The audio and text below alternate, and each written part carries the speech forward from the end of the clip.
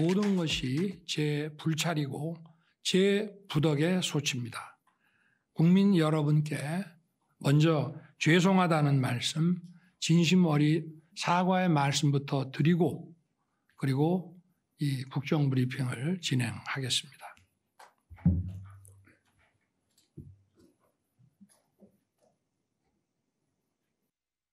예, 오늘 대통령의 기자회견 담화에 앞서서 국민들께 사과드리는 장면으로 시작했는데요. 오늘 브리핑은 오늘 대통령의 기자회견 내용을 중점적으로 다뤄보겠습니다.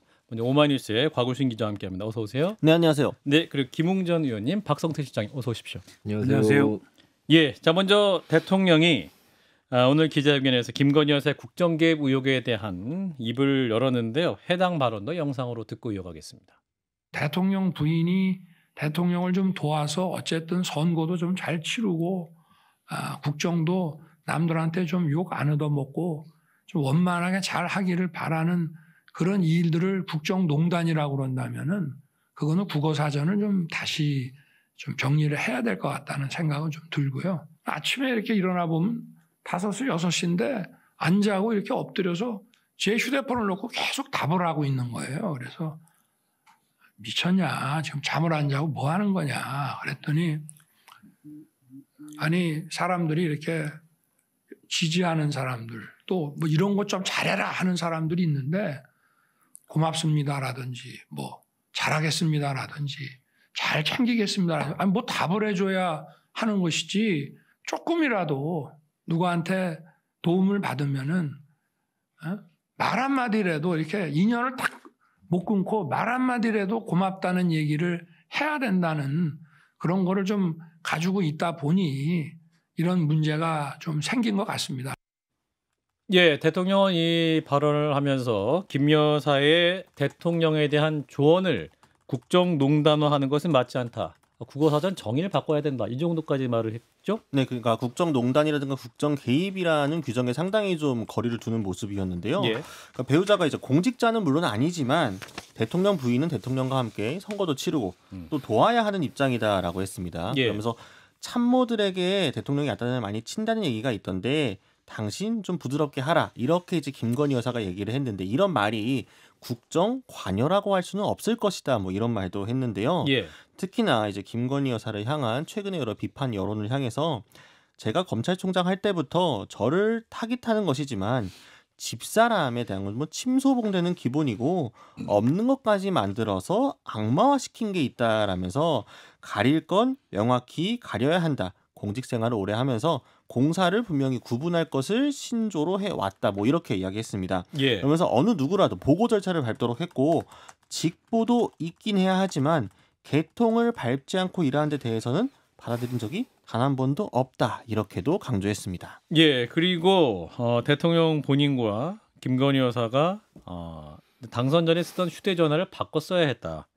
그래서 기존에 쓰던 휴대전화를 계속 사용 중임을 밝혔는데 이제 오후에 나온 얘기는 또 휴대전화를 이제 번호 바꾼다 이런 내용까지 업데이트가 된 거죠? 네, 그렇습니다. 일단 오늘 회견에서는 윤 대통령이 돼서도 검사 때 쓰던 이 휴대전화를 갖고 있다 보니까 무조건 바꾸라 이런 얘기를 많이 들었다 이렇게 이야기했습니다. 그래서 물론 이 보안폰, 그러니까 도감청 방지 기능이 있는 보안폰도 갖고 있고 국가 안보 문제가 있을 때는 보안폰을 쓰지만 통상적으로는 공무원들도 장차관들과도 국가안보 사인이 아닐 때 제 휴대폰을 쓴다라고 이야기를 했습니다. 예. 워낙 오래 쓰던 번호라 아까워서 그런 마음도 있겠지만 사실은 저도 제 처도 휴대폰을 바꿨어야 했다라면서 제가 앞으로 리스크를 더 줄여 나가고 국민들이 이런 것으로 걱정해하고 속상한 일이 없도록 하겠다라고 했는데 예. 오늘 오후에 이제 TV조선 등을 통해서 그동안 부부가 써오던 개인 휴대폰을 조만간 바꿀 예정이다 뭐 이런 보도가 나오기도 했습니다. 예.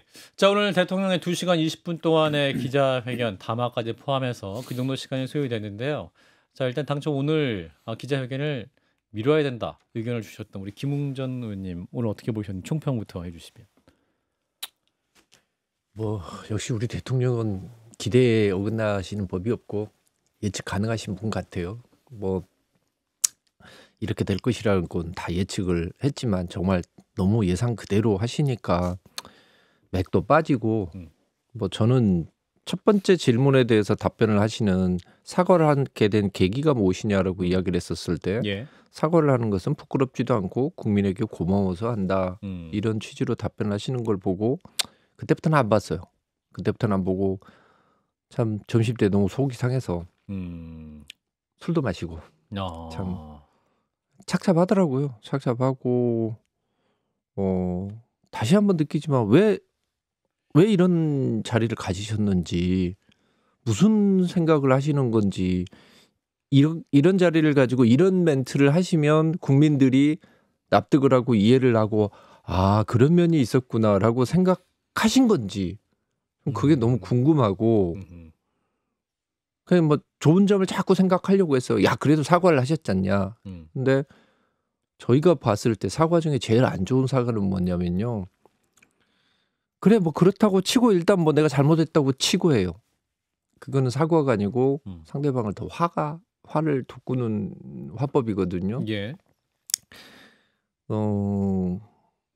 지금 이야기하신 것 중에서 바꾸겠다라고 이야기하신 부분이 있으니까 그 말은 좀 지켜주시길 바라는 거고 오늘 전체적으로 하시는 거는 뭐 어제 예측했다시피 할 이유가 없는 담화예요.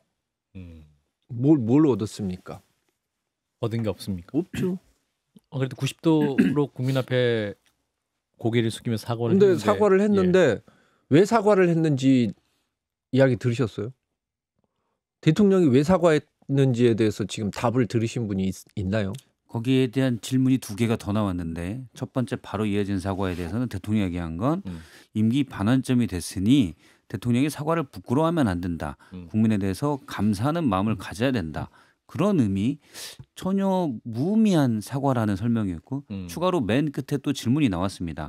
구체적으로 어떤 부분에 대한 사과냐라고 나왔을 때 예. 대통령이 약간 화난 표정으로 여사가 잘못하는 거에 대해서 명확하게 딱 집어서 팩트로 짚어주면 내가 거기에 대해서 얘기를 하겠다. 그런데 사실과 다른 게 많다. 사과는 기본적인 처신의 문제, 소통 프로토콜에 대해서 사과한다라고 얘기했어요. 본질적인 문제를 소통 프로토콜이라고 얘기했는데 그럼 갤럭시가 잘못한 거예요. 네. 휴대전화 잘못이네. 휴대전화 잘못이에요. 그래서 휴대전화 본질적인 부분을 대통령이 외면한다기보다도 아예 모르는 것 같아요. 그게 더 참담한 일이고 제가 오늘 오전에 같이 이제 다른 분들과 방송을 하면서 예. 실시간 중계 방송을 했었는데 많은 반응이 있었습니다. 뭐 웃기다라는 분도 있었고 대통령의 네. 사과 내용 자체가 전반적인 이제 대통령의 기자회견 내용 자체가 예. 표현도 그렇고 좀 웃기다 이런 분도 있고 좀 허탈한 느낌이죠. 그다음에 화가 난다라는 분도 있었고 제가 제일 공감했던 건 슬프다라는 거였어요. 눈물이 난다. 지금 김웅 의원님도 말하시다가 너무 착잡하다고 느끼잖아요. 좀 사실 울컥하셨어요. 사실. 그래요. 지금 대통령 주연의 부조리극인데 우리는 관객이 아니에요. 조연이거나 엑스트라거나 참여해 있습니다. 그리고 그 대통령이 2년 반이 또 남아 있습니다. 그런 부분에 대해서 국민의 한 사람으로서 참담함을 느끼신 분들이 많은 것 같아요. 자, 오늘 또 기자들이 끝장 질문을 통해 준비를 많이 해간 걸로 제가 알고 있는데 우리 곽우신 여당 반장 보시기는 어떻습니까? 기자들이 또 이제 기자회견 마치고 난 다음에 평가가 좀 있었을 것 같은데 기자들은 뭐라고 하던가요? 그러니까 사실은 오늘 원래 이제 끝장 토론이라고 보도가 많이 그렇죠. 나왔었다가 회견이 근데 이제 그 직전에 이제 어젯밤 늦게 이제 비공개를 전제로 이제 유통이 됐던 게 전달이 됐던 게 아주 끝장으로까지 가긴 좀 어렵고 이제 발언의 이제 주제를 좀 묶어서 가고 시간도 어느 정도 제한이 있을 것 같다라고 얘기가 나오면서 또 이게 또 현장 기자들에게 좀 혼란을 줬었거든요. 그래요. 네, 그러니까 비보도를 전제로 미리 공유가 된 건데 그러니까 기자들이 또 전략이 바뀔 수밖에 없는 거였고 그래서 오늘 보시면 아시겠지만 이전에 항상 문제로 지적됐던 게 기자가 한번 질문하고 답을 듣고 끝나니까 그렇죠. 거기에 끊겨요. 예, 추가로 질문할 수 있는 게 없어서 좀 많이 아쉬워했는데 이번엔 그래서 아예 작정을 하고 그 다음 질문권을 얻은 기자가 예. 앞에 기자에 좀 연이어서 좀 질문하는 식으로 이렇게 전략을 짜고 접근했고 다행해서 그런 것들 때문에 조금 더 끌어내는 게 있다 보니까 대통령 입장에서는 원래 좀 유지하려고 했던 톤앤매너라든가 이런 것들이 예. 후반부로 가서 점점 깨지는 느낌이 강하게 드는 거죠. 그러니까 그렇죠. 조금 더 본심이 나오게 되고 근데 그 본심이라는 게 국민들이 원했던 본심이나 진정성이 아니라 예. 대통령 본인께서는 하고 싶은 말을 해서 만족할지 모르겠지만 듣는 분들이 만족할 수 없는 이야기를 너무 많이 하신 게 아닌가 그런 점이 좀 기자들로부터 나오고 있습니다. 예, 자 무엇보다 이제 김건희 여사를 둘러싼 의혹들에 대한 대통령의 입장 그리고 특검법은 받을 수 없다라는 입장을 다시 한번 들었는데요. 관련 발언도 영상으로 듣고 이어가겠습니다. 특검을 하니 마니를 국회가 결정해서 또 국회가 사실상의 특검을 임명하고 방대한 수사팀을 꾸리는 나라는 없습니다. 그거는 명백히 자유민주주의 국가들의 상권 분립 체계에 위반되기 때문입니다. 그러니까 이거 자체가 정말 특별검사의 업무도 사법 업무입니다. 근데 이거는 사법작용이 아니라 정치선동이다 이 말입니다. 예, 자 특검에 대해서는 사법 작용이 아니라 정치 선동이다. 예, 그 어떤 나라에도 없다. 사실은 대통령이 특검을 제일 많이 하신 분인데.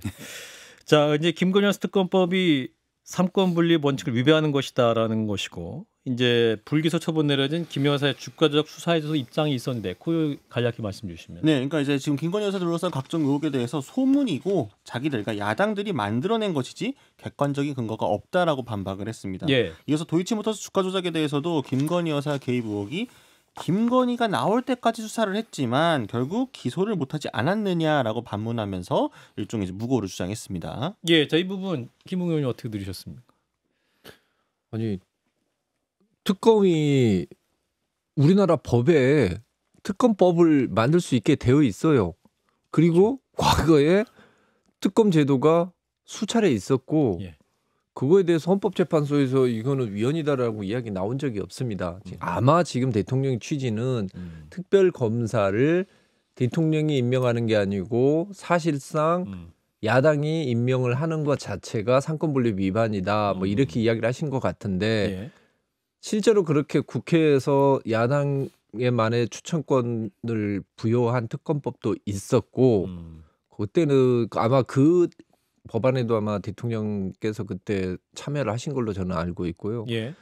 그래서 지금 이야기하신 거는 이제 그 추천권 문제를 가지고 이야기를 하는 것이지 특검이라는 것 자체를 국회에서 발의를 해서 통과시키는 것 자체가 위헌이다라고 이야기하는 것은 말이 안 되죠. 그거는 당연히 그건 법을 만들어야 되는 거 국회에서 하는 작용이고 그 특검법이 준사법 기관으로서 수사를 한 다음에 기소를 할 것이고 그다음에 재판을 받는 것이지 대통령의 취지대로 가게 되면 국회가 재판까지 하고 수사까지 다 하겠다는 뜻인데 그렇지는 않습니다. 그리고 이 부분에 대해서도 대통령께서 이제 국정농단이 아니다라고 이야기를 하면서 국어사전을 바꿔야 된다라고 그렇죠. 이야기를 그 하는데 그 최순실 씨가 한 게 뭔가를 한번 생각해 보면은 대통령의 그 연설문 고쳐주고 인사 조언을 한 거예요.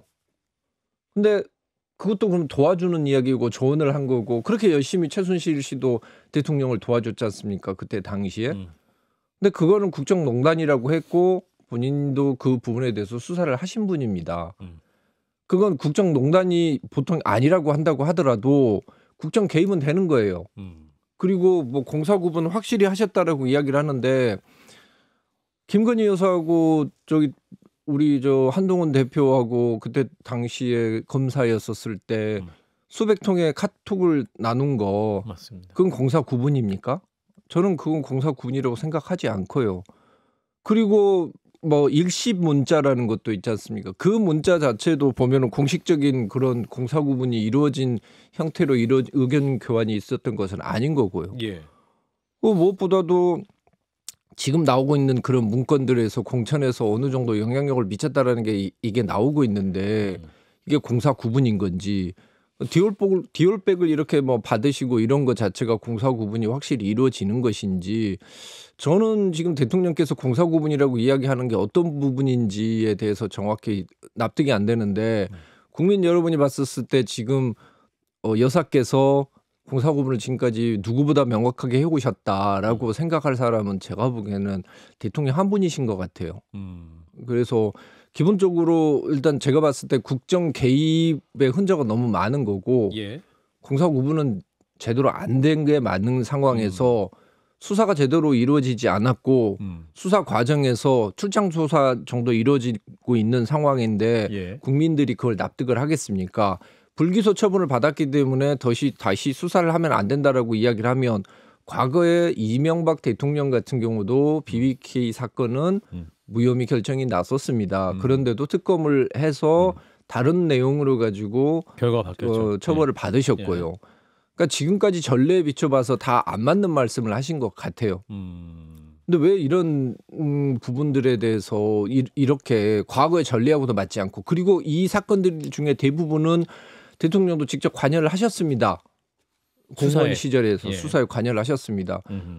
근데 이걸 마치 다 그게 마치 위헌적이었던 것인 것처럼 이야기를 하시면은 그걸 보고 있는 국민들 입장에서는 혼란이 올 수밖에 없는 거죠. 오늘 추경 원내대표가 평가를 하는데 진솔하고 솔직한 얘기를 한 것 같다. 그렇죠. 그다음에 전반적인 평가에 대해서는 국민 판단에 맡기겠다라고 예. 했는데 친윤으로 분류되는 추경 원내대표에서는 나름의 최선의 평가를 했다. 종합평가는 판단에 맡겼잖아요. 진솔하고 솔직했다. 그건 맞는 것 같아요. 예. 근데 그게 가장 위험해요. 대통령의 솔직함은 제가 어제도 대통령이 보는 현실 세계가 현실 인식이 너무 협소하다. 그렇게 했는데 대통령은 솔직하게 생각하는 건 다 말하고 있는 것 같아요. 그런데 국민 누구도 그 세계에 동의를 못 하잖아요. 그러니까 예를 들면 비유하자면 초등학교 5학년 정도의 객관적이지 않은 현실 인식 모 프로그램에 이제 그런 아이들을 일컫는 말이 따로 있어요. 그 정도의 진솔함과 솔직함 좀 더 구체적으로 하면 우격다짐 그냥 그렇게 모든 사안을 대응을 하는 것 같아요. 그래서 아마 이번 기자회견도 뭐 여권 내에서도 이건 폭망이다라는 얘기가 나옴에도 불구하고 대통령은 내가 잘 설명했다라고 만족할 겁니다. 근데 구체적으로 좀 더 얘기를 하자면 대통령의 현실 인식이 왜 협소하냐. 특검법에 대해서 위헌이라고 했는데 예. 2018년에 박영수 특검 당시에 윤석열 수사팀장이었습니다. 특검에. 거기에 특검법 해설을 내놓습니다. 거기에 무슨 표현이냐면 대통령 주변 인물 그리고 법무부 장관 검찰총장 본인이나 주변 인물에 대해서 검사가 처리하는 것은 검사도 사람인지라 아무래도 영향을 받는다. 그래서 제3의 기관에서 특검을 임명하는 게 맞다고 본다. 이런 얘기가 있어요. 예. 그 특검에 사실은 박영수 특검이지만 우린 다 사실 윤석열 특검으로 알고 있는 특검이었어요. 예. 거기에 대한 책으로 펴낸 얘기에 그 얘기가 나옵니다.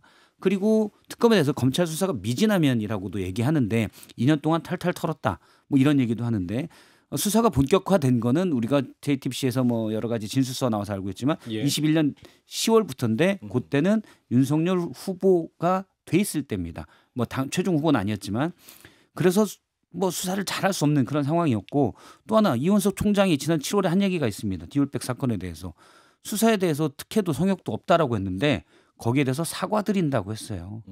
송경호 중앙지검장 수사 열심히 하려다가 부산으로 좌천됐습니다. 예. 검찰 수사가 대통령 말처럼 꼼꼼하고 냉정하게 됐다고 어느 국민이 납득하겠습니까? 그럼에도 불구하고 저런 인식을 더구나 그걸 확고히 믿다라는 건 결론적으로 슬픈 일이죠.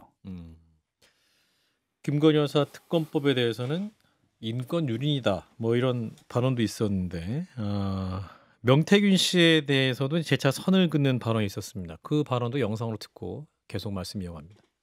무슨 제가 그 명태균 씨와 관련해서 뭐 부적절한 뭐 일을 한 것도 없고 또 뭐 감출 것도 없고 그렇습니다. 저는 명태균 씨한테 무슨 여론조사를 해달라는 얘기를 한 적은 없습니다. 예, 감출 것도 없고 부적절한 일도 없었고 여론조사 부탁한 적도 없다. 그러니까 모두 관계 없는 얘기라는 얘기죠. 네, 그렇습니다. 일단 공천 개입 의혹에 대해서는요. 공천 개입이라고 하는 것의 정의도 따져봐야 한다 이렇게 이야기를 했습니다. 누구 꼭 공천저라고 사실 얘기할 수도 있다라고 했는데요. 그래서 근데 그게 무슨 외압이 아니라 그냥 의견을 얘기하는 것이다 이렇게 대통령이 표현을 했습니다. 예. 또 과거에도 대통령이 얘기한다고 되는 것도 아니다 뭐 이런 취지였는데요. 본인은 대통령직 인수위원회에서 진행되는 걸 꾸준히 보고받아야 됐고 나름대로 그야말로 고3 입시생 이상으로 바빴던 사람이라서 그때 공천에 개입할 경황도 없었다 뭐 이런 취지로 이해가 되는 말을 했습니다. 방금 이 이야기가 나온 여론조사에 대해서도 명태균 씨나 또는 우리 당의 정치인들이 여론조사 발표된 거라든지 아니면 이건 내일 발표될 예정인데 그냥 알고만 계시라 이런 얘기들은 선거 때 수도 없이 받았지만 본인이 여론조사를 조작할 이유가 없다. 잘 늘 나왔기 때문에 조작할 이유가 없었다라고도 이야기를 했고요. 또 잘 안 나오더라도 조작을 한다는 건 인생을 살면서 그런 짓을 해본 적이 없다고 했고요. 예. 정부 들어서 명태균 씨에게 뭔가 이런 여론조사를 맡기지 않았냐는 의혹에 대해서도 기본적으로 대통령실 여론조사를 할 때 국민 세금 가지고 이런 대통령 지지율 조사 같은 거 하지 말라고 그랬다라고 반박했습니다. 예.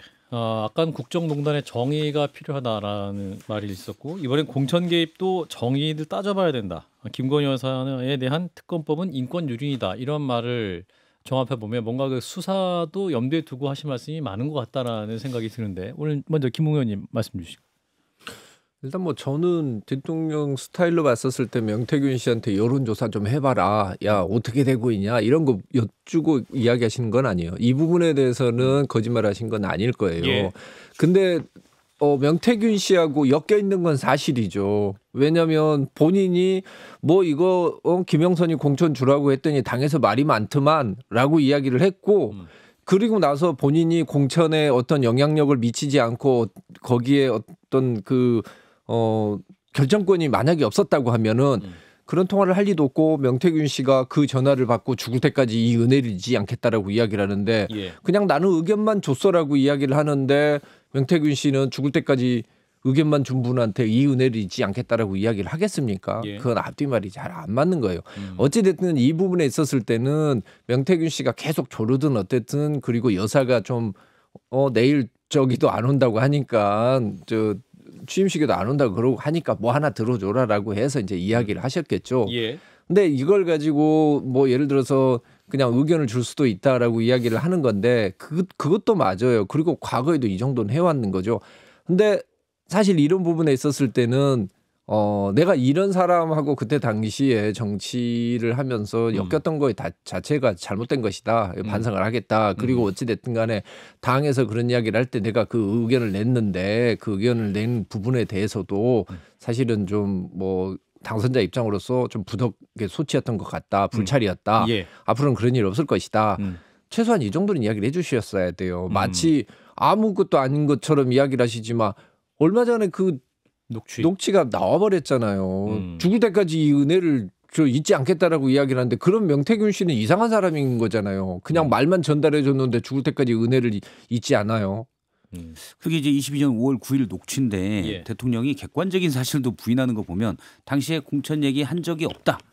만약 했다면 이미 녹음이 나왔어요. 김민규 씨도 아니에요. 대통령 본인 녹음이 나왔는데 만약 했다면이라는 표현을 씁니다. 예. 그 자체가 객관적인 내용도 이렇게 부정하는가? 라는 느낌이 좀 들고 예. 그리고 의견만 전달한 거 그냥 패스, 나를 통과해서 가는 패스 정도로만 생각했다는 건데 그렇지 않은 정황을 우리는 알고 있잖아요. 당시 정확한 워딩이 뭐였냐면은 예. 공관위에서 보고하는데 김영선 열심히 뛰었으니 줘라.